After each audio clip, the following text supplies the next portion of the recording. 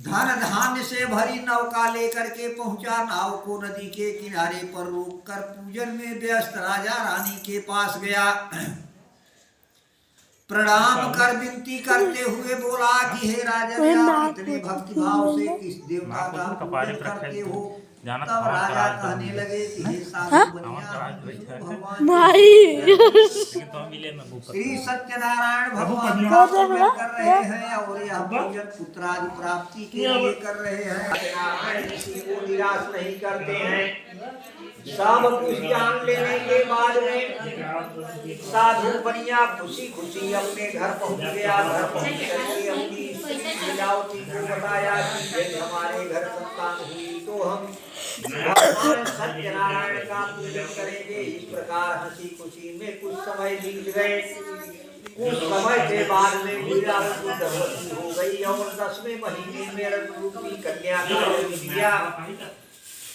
चंद्रमा के कला के समान दिन दिन बढ़ने के कारण उस कन्या का नाम कलावती रखा गया। एक दिन लीलावती अपने पति से कहा, हे स्वामी, आपने जिस व्रत का संकल्प लिया था उसे क्यों नहीं करना? उसे तब साधु बनिया कहने लगा कि हे प्रिय, कन्या के विवाह के समय व्रत कर लेंगे। अतः पत्नी को समझा बुझा करके वह दूसरे नगर को चला गया और इधर वह कन्या तेजी से बढ़ रही थी। एक दिन साधु बनिया अपने पुत्री को सहेलियों के साथ विचरण करके देखा। तब उसे सुधि आई कि कन्या सयानी हो गई है, अब इसका विवाह कर देना चाहिए। अतः पत्नी से विचार विमर्श करके दूत को भेजा। दूत लोग कांचन नगर को गए। वहां से सुंदर के दिन राजा का संपत्ति चुरा कर उनके पीछे राजा के सिपाही लगे थे। अतः डर के मारे चुराया हुआ धन छोड़कर हो गए। उनके पीछे आए सिपाहियों ने राजा का धन पड़ा देखा तो चोरी के अपराध में दोनों को बंदी बना लिया। हर्षित होकर के सिपाहियों ने जाकर के बताया कि राजमहल में चोरी करने वाले चोरों को पकड़ लाए हैं। आप देखकर आज्ञा दीजिए। राजा बिना देखे भाले और विचार किए हुए दोनों को महाकारागार में डाल दिया। किसी ने उनकी बात नहीं सुनी। उनका सारा धन छीन लिया गया। इधर भगवान के श्राप के कारण साधु बनिया के घर में जो कुछ था वह चोरों ने चोरी कर लिया। याद भूख प्यास से ढील हो करके अन्न की चिंता में घर घर भटकने लगी। और क्या कहे, घर में खाने को एक दाना तक नहीं रहा। यही हाल उसकी पुत्री कलावती का भी था। एक दिन भूखी प्यासी कलावती एक ब्राह्मण के यहाँ गई। वहाँ सत्यनारायण भगवान का पूजन होते देखा। बड़ी श्रद्धा से बैठकर कथा सुनी।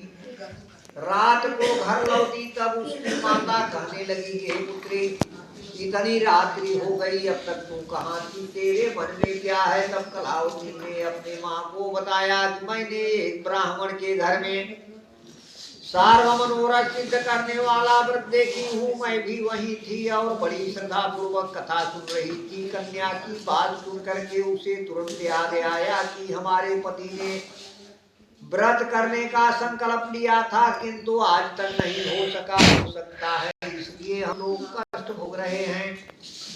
वह तुरंत के साथ में भगवान सत्यनारायण का पूजन किया, क्षमा याचना की और भगवान से प्रार्थना की मेरे पति दामाद शीघ्र ही लौटिया में उनके अपराध को क्षमा करें।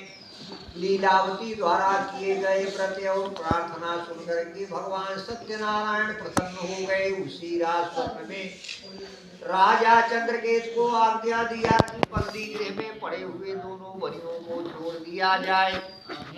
सिपाही आदर सहित दोनों को राजा के सामने लाए। वे दोनों डर रहे थे, राजा न जाने क्या आज्ञा दे। राजा ने कहा, भगवान ने आपको कष्ट दिया है, अब डरने की कोई बात नहीं है। उनकी बेड़िया कटवाई, हजामत वगैरह बनवाई, गहनों वस्त्रों से अलंकृत किया। उनका जो धन छीना था उसे दुगुना दे करके विदा किया। दोनों ने राजा को प्रणाम किया और धन लेकर के खुशी खुशी अपने नगर की तरफ चल दिए। श्री स्कंद पुराणे रेवाखंडे श्री सत्यनारायण व्रत कथायां तृतीयो अध्यायः। अरे तू आगे खींचा ना, आगे से पलट लेना।